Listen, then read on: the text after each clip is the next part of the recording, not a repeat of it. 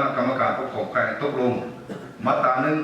อนุมัติให้เซ็นสัญญาว่าด้วยของการปลูกและเก็บซื้ออ้อยลำเซ็นสัญญาส่งเสริมปลูกอ้อยและเก็บซื้ออ้อยลำเป็นสินค้าส่งออกต่างประเทศในตอนแรกของวันที่25ธันวาคม2025นี้ที่ห้องประชุมสัญหาสำนักงานปกครองแขวงได้จัดพิธีเซ็นสัญญาส่งเสริมปลูกอ้อยและเก็บซื้ออ้อยลำเพื่อเป็นสินค้าส่งออกต่างประเทศและบางคณะกรรมการปกครองแขวงพงศาลี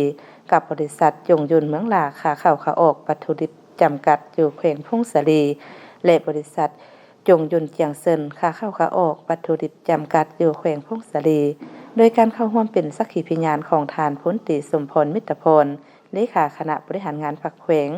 มีทานสันติแก้วยสารรองเลขาคณะบริหารงานพรรคแขวงประธานคณะกรรมการปกครองแขวงพงศาลี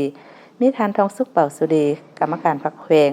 หัวหน้าห้องการคณะกรรมการส่งเสริมและคุ้มครองการลงทุนแขวงมีทานแสงสุวรรณสุริใจห้องหัวหน้าแผนกกสิกรรมและสิ่งแวดล้อมแขวงมีประธานคณะแผนกการภาคส่วนที่เกี่ยวข้องและผู้ต่างหน้าจากบริษัทดังกล่าวเข้าร่วมนำโครงการส่งเสริมปลูกอ้อยและเก็บซื้ออ้อยลำเป็นสินค้าส่งออกต่างประเทศของบริษัทจงยุนเมืองลาขาเข้าขาออกวัตถุดิบจำกัดอยู่แขวงพงศาลีแม่นจัดตั้งปฏิบัติอยู่เมืองบุญเหนือเมืองพงศาลีเมืองบุญใต้เมืองขวาเมืองสัมพันธ์สำหรับบริษัทจงยุนเจียงเซินขาเข้าขาออกวัตถุดิบจำกัดอยู่แขวงพงศาลีแม่นส่งเสริมปลูกอยู่เมืองยอดอู